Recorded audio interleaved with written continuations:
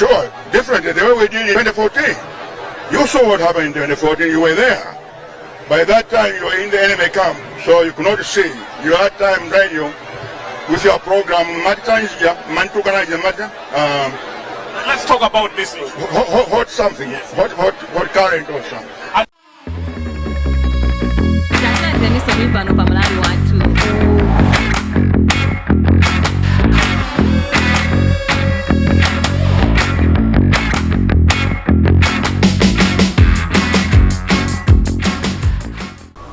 I think Malawi is far away from calling ourselves a better country. No. Ndezija ndimanena zija until today ine ndikulira ngati mwangamo.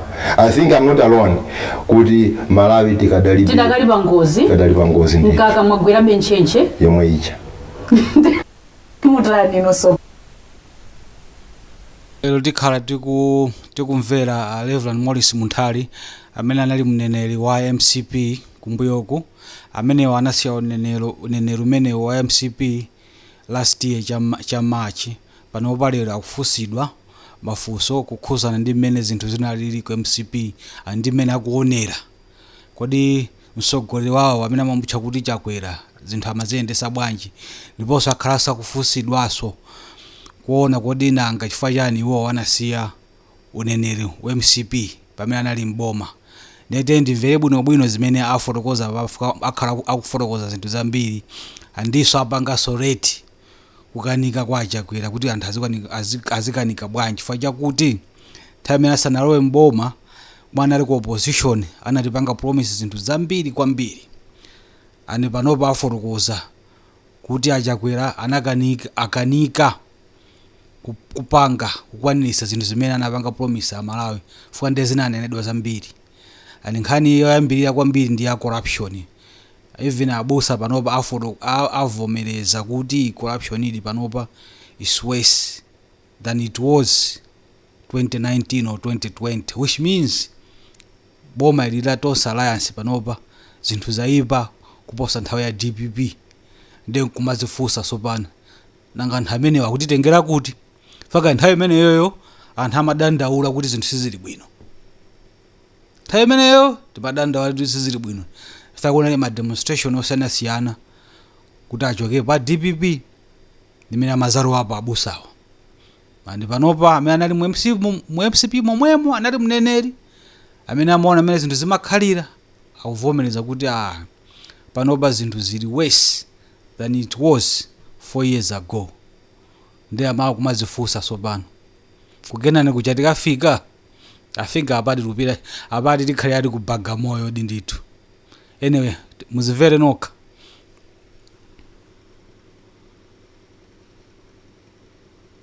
ni abusa Morris Munthali zikomo kwambiri leya munthu simunasinthe mpingo ayi koma taona kuti mwasintha chipani bwa pajatu munthu umakhala ndi ubongo komanso ubongo umasogozedwa ndi chauta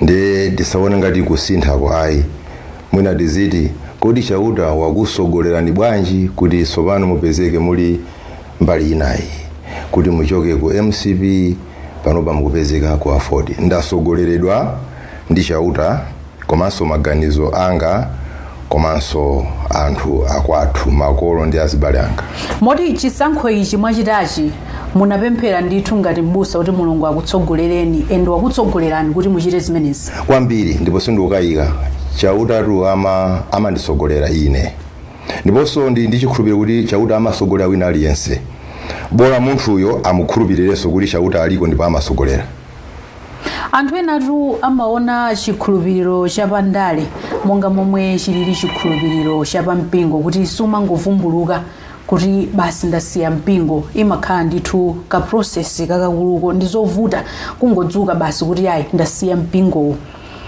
chikhulupiriro ichi inu mutha kugwirizana nacho kuti sumangodzuka ayi imiyo chisankho ichi chinachokera patali pake nkuti ndi chisankho chozama choti nthawi zina inenso mwina ndimachita kudabwa kuti kodi chauta uyu akunkanane kuti, koma nzoona ndivomereze sikuti umangolota kenaka kuvumbuluka kuti ndapanga chiganizo ichi, ayi kenaka ukasochera, koma uyembekezere, wait patiently upon the Lord and the Lord is going to guide you.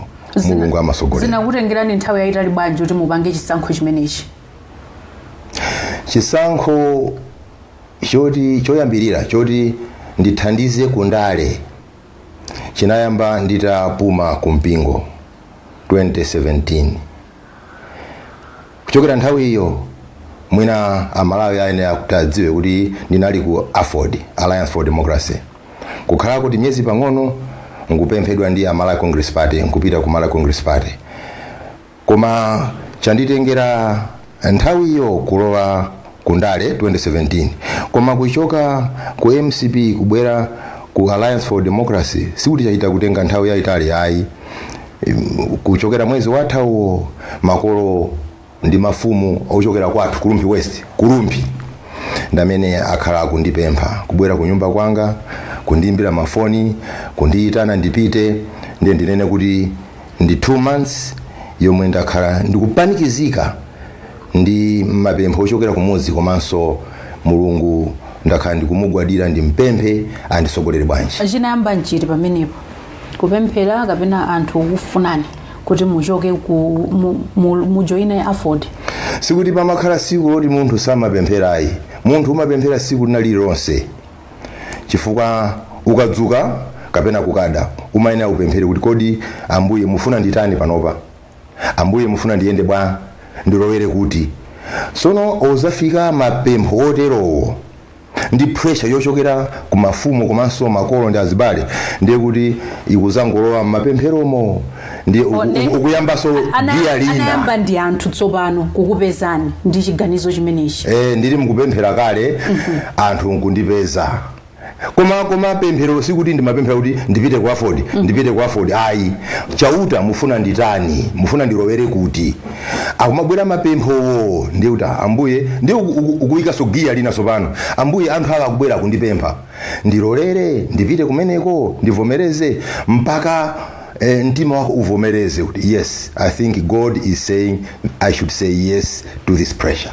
Nthawi imene munali kalikiliki kupanga nawo kampeni ya President Chakwera, the fact kuti he was mbusa inali nkhani yothandizira kuti anthu akopeke naye. Mukuganiza kuti anthu pano akuganiza zotani? Mwina ndivomerezane nanu leya komanso amalawi onse kuti nthawi iyo tikamati kampeni kukopa anthu mumauza zomwe muzachitire. Ife tu ndife anthu abwino kuposa anzathuwo, bwanji mudatisankha ife? Chifukwa chake malonda aja timasasa kuzisasa tokha kuti tikalowe mboma, ndipo tiyamike chauta kuti nzoona ti malonda aja anayenda. Funso apa leya wafusadi funso labwino ndithu, fuka amene ali mboma pano wa Tonse Alliance wachina MCP, UTM, kaya of course AFOD, kaya ndani uko fa anatisasa zinthu zambiri kwambiri MCP ndi UTM anatisasa zinthu zambiri kwambiri zabwino. Panopa ali mboma, ife tinagula malonda awaja kuti okay, zimene munenazi mugulisa kukhanga zinthu zabwino, lero opasani chikhulupiriro panopa tiyeni tani tikugula malondawo. Koma zimene zikuchitika panopa ni malonda amene analigulisa aja zola zokha nkati.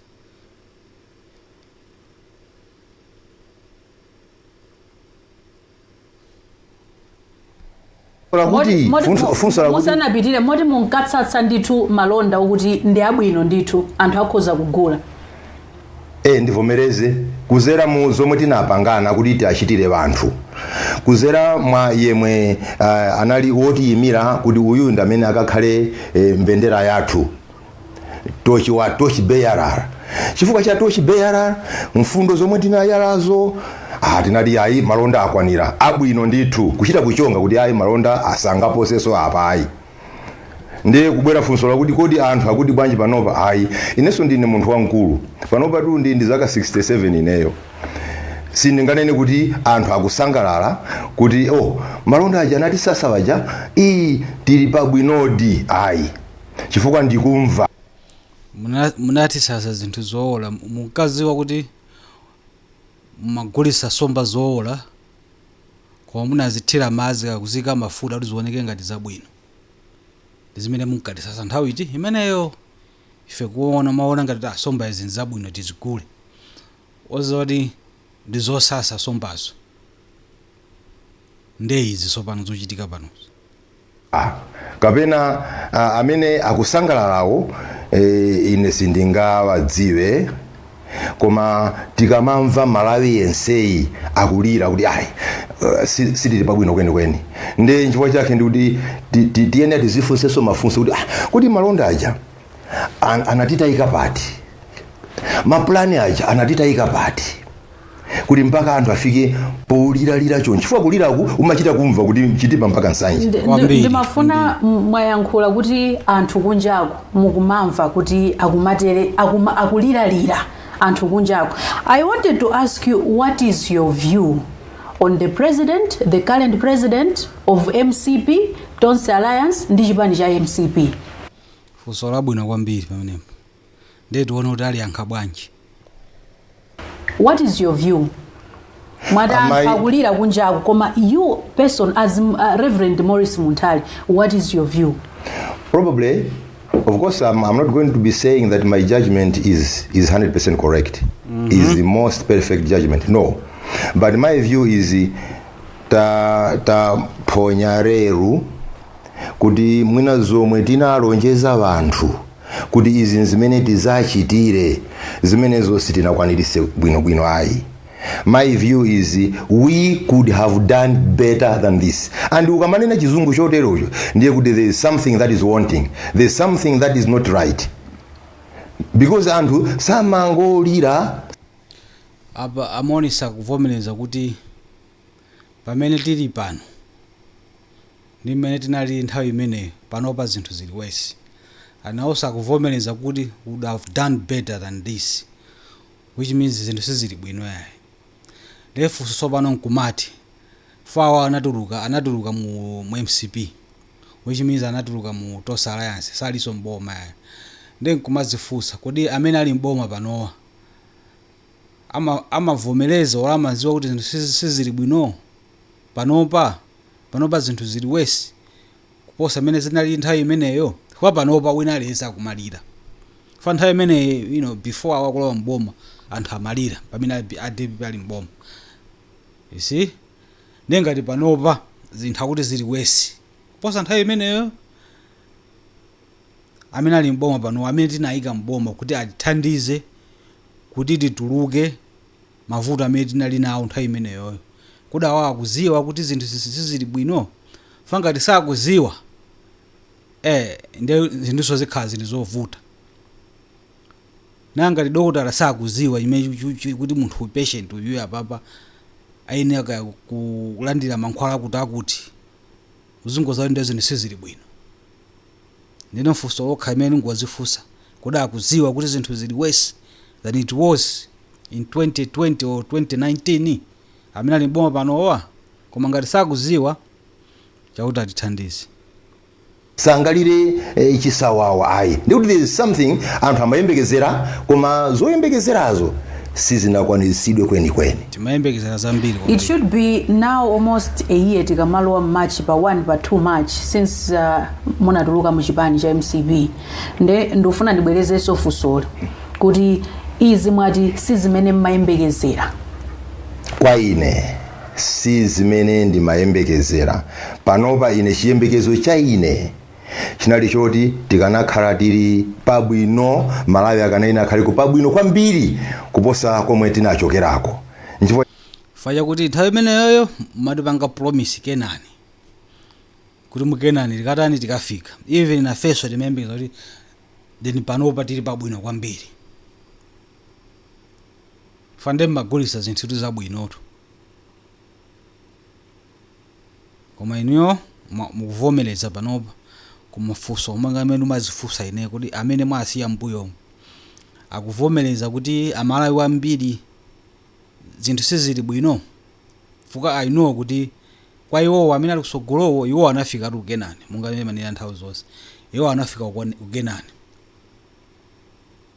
koma ife atisiyabe mdesert tikulimbana be ndi mazo wawo amene tumamwa mazo wawo iwo athamangira ukenani koma kuzindikira kuti asiya anthu ena kuje ni mu desert umu asiya anthu ena mu chipululu mazi ndo wawo kumbuyo ku fuso ndi limenelo fine yo panopa niyo mwazindikira kuti azinthu sizili bwino anyway linakukulemekezani kuti ngati munatuluka nthawi imeneyo kusiya muchipani kusiya udindo umenewo I know kuti sizinali zophweka ndithu ndeno kumbali imene tena tikupaseni ulemu tikulemekeze kuti munapanga chiganizo chabwino fuka ndi zimene munkanena nthawi imeneyo kutiuza anthu unaona kuti khangala apa sizikukwanisika ndi munadumpha mwachangu pamene popoto kuthokozeni koma amene mwasiya kumbuyo amene akulamulirabe pakana pano akuzindikira kuti zinthu sizili bwino chake munenati mwina ndikuzoona ine ndekha ndi bwino kuti mwina ndingochokako kuti ndisaoneke ngati kuti ndine ndekha ndikuona zoyipa ndine ndekha amene ndikuona ngati zinthu sizikuyenda bwino ayi ndichokeko koma kunena zona kuchokera pa mtima panga we should have done better than this. Come again? Do you regret as a Reverend Morris kuti nthawi ya kampeni muna mema Malawi mu dziko lino kuti avotere President Lazarus Chakwera ngati mbusa kuti ndi chikhulupiriro chake atumikira bwino a Malawi? Do you regret? Roti regret kangati kuti ndiye tinalakwa kwambiri kuyika pa Chakwera. I think no. Chifukwa tinachita bwino koma zachita kuphonyedwa pakatipa and zoti regretting in I can maybe find another word for that. Kuti I am only sorry that Chakwera has not really delivered according to the expectations. So you don't regret? I don't regret because he was the right person. He was the right person, and indeed everybody can agree. Kuti pamene tinafika paja there was nobody better than Chakwera. Koma zakhoda mkati mwa njira, and this we must all accept. And even a president ayenera avomereze kuti yayi kumene tinayamba bwino ndi mfundo zathu zija ndi malonjezano onse waja koma zinthu zakhoda apa tafika apa. Honestly he can also say zinthu sizili bwino. Ya taba tukuzimva ndithu kumva kuchoka kwawo kutamva kuti chani saupanga regret kuti Chakwera anakhala ngati msogoleri wa Tonse Alliance koma hisole kuti Chakwera sanakwanirise sakwanirisa zinthu zimene amauza Amalawi zimene amapanga promise Amalawi kuti azapanga high five jamani naija kuti sikutani sikukwanisidwa koma sawapanga regret kuti Chakwera ali president koma ali hisole kuti Chakwera sakwanirisa koma tikati tikumbukenso bwinobwino Chakwera omwe ananena kuti ngati sakwanirisa zinthu zimene apanga promise pa zaka ziwiri azapanga resign. Koma chaka chino ni cha number 4 and I suspect kuti iwo paoka andi mtima kuti akwanirisa zimene anapanga promise Malawi fana kuti iwo azindikira kuti sana kwanise zimene anapanga promise Malawi ndi mmene ananenera mujewo pokhala abusa ndi chikhulupiriro chonse anakapanga design pa zaka ziwiri zoyambirira zija. Kwa panopa chaka chino cha number 4 which means iwo andi chikhulupiriro chonse kuti zinthu zili bwinobwino ndifake sawapanga be design koma tione mbali inayi Amalawi kwina kulikonse akudandaula kuti zinthu sizili bwino apa wabusa amene analinso pafupi ndi Chakwera akunena kuti zinthu panopa zili wesi than it was 4 or 5 years ago, which means anthu ambiri akuti abusawa achakwera sakupanga bwino, koma inu akewo akuona ngati akupanga bwino ndifaka kadalibe president. Mundivese bwino pamene popo iwo akuona kuti akupanga bwino faka kadalibe president, for okhanani nakuti ngati sazapanga bwino pa zaka ziwiri azapanga design, koma panopa wina lesa akuziwa kuti zinthu bwino zaka 4 zadusa, which means iwo pokhala busa akuziwa kuti zinthu akupanga bwino ndifakisa kupanga design. Koma funso langa mwina ndilibwerezenso ndimafuna apa pa mbusa apa nafusa kuti do you regret kuti munkamemeza anthu kwinako chifukwa panali zambiri zimene mmayankhula kuti awanda abusa nkhani yakatangale nkhani yachanchani izi ayi ndimafuna kapointi kameneko kuti mumamemeza anthu pambali pena ponena zokuti chifukwa chokuti munthu uyu ndi mbusa mwina chikhulupiriro chake zitithandiza kukonza dziko lino la Malawi. Do you regret on that element? Should I say I regret?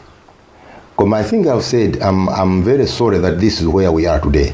And regretting hiyo ndufuna ndichosereko zoti ngati regretting chakuti pamene tafika, yes, I regret kuti this is not what we wanted to happen. This is not where we wanted Malawi to be. Koma zoti tinasankha chakwera avomereza apo kuti pamene tili pano silimene timene wakhala pamenepa, which means ndisezili bwino fona khali zinthu zili bwino than utati pamene timafuna takwanirisa, koma ndoti akuziwa kuti ababa zinthu sizili bwino, koma amene ali kusogoloko sakuziwa kuti zinthu sizili bwino. Fana nena okha kuti ngati zinthu zikhala bwino pakadwa zaka ziwiri ndizatula pasi udindo ndoti wakuona kuti zinthu zili bwino. kuti akhale woti yimira I don't regret because that was the best choice I think Malawi had. If regretting is the word that I have to use, I regret kuti Malawi is worse off now than where we were 4 years ago. Tamva tokha Malawi is worse than it was 4 years ago. Tazimvera tokha under Tonse Alliance Government osogozedwa ndi achakwera. Malawi is worse than it was 4 years ago. Nthawi ya adad amtalika. Remember amnaliwo panowa amalembana ndi adad olamtalika kuti atule pasi udindo fukwa zinthu anazisokoneza ndipo inafikadi nthawi kuti apa zinthu zasokonezedwa ya ndi zimene zinali nthawi imeneyi zimene amalimbana nazo kuti anthu awatule udindo awawa kuti zimene zija zinali kobolako panopa zinthu is worse than zimene anthu amalimbana nazo nthawi ili ibaneyoyo ndi zigwirisa brain athu pamenepo. Ilipa wesi panopa? According to me, if there are people who are saying atilipa bwinoko, I'm speaking my conscience. Malawi is worse off now than where we were. Tinalipotani kusanafika baba. Okay. In your view. Now, in my view, nkhani yakatangali ndiyo mwe ina manga nthenje kwambiri. Kuti no, we must get rid of this. We must stamp out corruption. But in Malawi, everybody knows, kuti even as we speak today, corruption is still an issue in this country. Yeah. And if corruption is an issue, then there's several things that relate to it. Pali zambiri zomwe zikukhuzana ndi katangali. Dziko silingayende if there is fungo lo katangali. Dziko silingayende. That's why I'm saying we are worse off, because if those of us who are coming into government kuti ichi tizathana nacho ndipo muzaona, I think we should have stamped out corruption the first year, even chaka chisanate. Ndingonenapo zokhazo. Why not? Because that was what my president was saying. Tikangolowa ife mboma. Panali gate ambiri tractor gate chakuti gate. My own president was saying kuti izizi zitata tangolwa mboma. And we cannot tell Malawians now, no, tikungothana ndikatangale pang'ono. Moti in 6 months munakakwanitsa kuchosa anthu okuba nkhuku ku prison ndi ukalowetsa kumbava zenizeni. That is what we told Malawians, and we should have done it. Why cheat people? Kuti tikangolowa ife onse okuba nkhuku azachokako tikalowetsa kumbava zenizeni. Khani imene ndikuyikumbukira ndithu. Unanena akuba nkhuku azachokapo.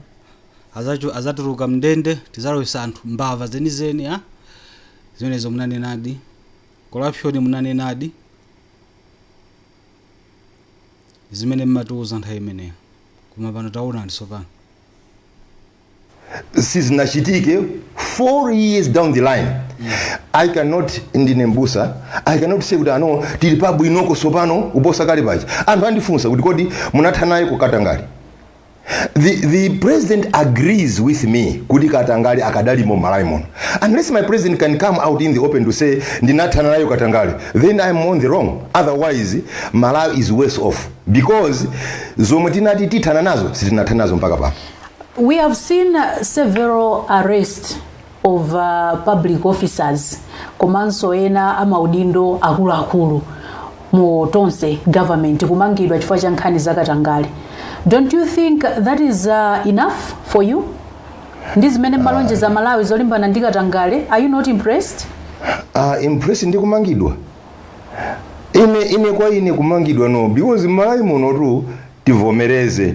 Nkhani zomangana izi zimakhanga ndi kungomangana mwakuti basi zithepo tamumanga uyu mlandu uli ku court tamumanga so uyu mlandu uli ku court basi mmene mlandu uthere sokuziwikanso and that kumanga alone sikungathese Katangale. Be very strong kuti musadikire kuti mpaka mumange munthu uchani but stamp it ngati kuli kukuwamanga anthu azimangidwa koma uku mutathana naye koma kuti Katangale akumerabe ali panthaka yabwino akukulabe ndi mumanga anthu angati then it will be day in day out kumanga anthu koma Katangale simunathane naye. Tibwerere pa mfundo yanu ija kuti Malawi ali pa west kuposa pamene munampeza nthawi imene 2020 boma la Tonse limalowa boma munayamba ndi nkhani ya Katangale ndifuna mpitilize kuti china nchani chimene mukuchiona kuti pano chili pa west kusiyana ndi kale. Koma tinene ichi ngati tufuna ma statistics kuti ndi mbali ziti zomwe Malawi sikupanga bwino.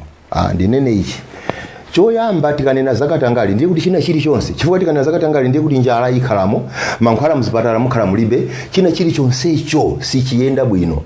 That's why ntchito zonse za boma izi tikuziona izi mpaka pano kandi ku AIP kandi china chilichonse icho sichikuyenda bwino Malawi muno. Nobody can tell me kuti the way AIP is being run ndiku agriculture kumene koko ndiye kuti zili pabwino zedi and I know Katangale is involved there. Ku health mpaka pano mankhwala akuswabe mchipatala I know Katangale is involved in there. Yeah, tukuzimazimvera tokha ndithu. Nthawi ya DPP kuchipatala makhadi mankhwala mavuta. Abwera Tonse Alliance analipanga promise kuti vuto imene azathesa. Pano mupita kuchipatala mankhwala kulibe. Ma passport ndi awa system yathu ati ena akanapanga hydrogen kaya haki kaya something like that. Boma la kuti imene. And zonsezi zimachitika chifukwa chani cha corruption. You see mukaneza AIP ndizi. Every time AIP imakhala basi mina amaendesera don't know simatha kumvesera ka amaendesa bwanji kaya. Nthawi zonse pamakhala povuto sinamve kuti kazi tizaenda bwino kwa AIP nthawi zonse pamakhala povuto yaika apanga company ya boza yaika bridge ni chakuti mwakuti ka Romania akagula kubucha mwakuti zonsezo ndi corruption. Chinthu cha straightforward basi mafali chikhotese why tifuna kuti tipindulepo kena kake kuzera mu system umu ndifake timatenga nthawi ndifake timachikhotesa. So munalowa mboma kuti panga promise corruption izatha.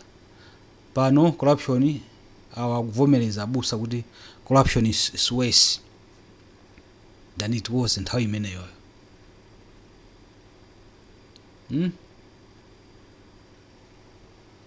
Okay, tikumagula fetereza kubucha tikuuzidwa kuti bridging foundation itipaza 7 trillion which is 7 billion US dollars. Zonsezo where are we heading to? Sindikuziwa kuti mpaka tukafika kuti boma lonse likunamizidwa ndi madobadoba. Sindikuziwa ndeti Panopa posachedwa pa amati amafuna kaguleso fetereza ku pharmacy kuma pharmacy. All this so za healthy za agriculture za munali muli konko muli advisor wa president on peace reconciliation and national unity. Senta manager zimachitika ino muli komweko kwa MCP kumuli Mneneri wa MCP. Advisor si president. Advisor alibeso mphamvu yoti achite china chilichonse. Ndiponso ukoko sindinena kwambiri yayi. Koma tinene kuti zimachitikadi. Ndipo zina zikuchitika ma advisor anzanga aso ali konko. Sikuti ndinganene za advisor chifukwa advisor monga mwa dzina lake mwina atha kungonenapo ichi bwanji and you end there, because there is no advisor in any country yemwe ali ndi ulamuliro wopanga decision ina iliyonse ayi. Koma ndivomereze izi zakhala zikuchitika ndithu ndipo tonse tikuona malipoti alipo ambiri mbiri. Mwonjezere kuti munaliso muli konko. Ndili konko. Zimachitika muli so konko. Kufuna vomereze inde zimachitika tili konko. Ndi maziona ndithu. Nanga ndikanata. Amunthali Morris munthali akanatani. Koma monga Malawi aliyense ngati ngwa chilungamo ayenera kuti anene ka ali mboma ka ali kunja kwa boma avomereze kuti ayi zinthu zikuchitika tili mboma tikuziona. Poti Malawi mutazowera kuti uli mboma basi uzinena kuti china chilichonse chili bwino ngakhale kuti pantima pako kudziwa kuti chinthu si chili bwino. Ine ndivomereze zimachitika zinazi zomwe si zili zabwino ine limomo. Zikuchitika ine ndili kunja. We must accept that. Moti nthawi manager you were forced zinthu zina kubakira ngati mneneri wa chipani cha MCP komanso advisor. Apa ndeno tazimvera tokha ndithu kuti avomereza kuti panopa zinthu zili worse off than it was nthawi ya DPP or nthawi ya Mtalika imene awawa amene ali mboma panowa amene tachoke. Andi mukumbukira imene zinthu zinali nthawi imeneyi. Nthawi imeneyi anthu timalira kwambiri nthawi imeneyi. Koma kuti panopa mene zilili panopa zinthu nthawi imeneyi inali bolako. Ndiye Mungu akhala ndi chithunzithunzi ndili panopa zinthu zili bwanji. Ndiye Tonse Alliance imene panopa anatigulisa somba zola nkati kunja zimoneka ngati zabwino zijama zipaka mafuta oloka zinga ukovu kuzipanga blush pamwamba kuti zioneka ngati zikunyezimira ozo ati nkatimo ndi zola ndimana zigulisa anatigulisa. Ati panopa tukuyandikira ku campaign. Of course akhala ndi excuse tambiri anena ayi covid koma amene amalo amboma amaziwa ati muli covid.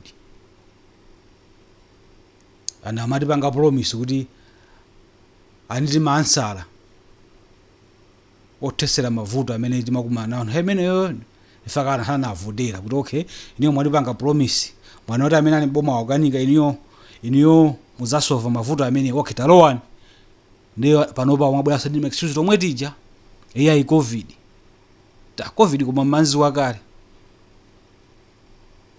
kena kabwera Ukraine akunamiza Ukraine ndi Malawi ndi Ukraine ili kwina uko Malawi ili kwina uko iya ifeteza amachokera ku Ukraine iya si choncho yayi akakhala sogolere munthu umafunika uonese usogolere wako pa nthawi ya mavuto ndimene umazika kuti ni sogolere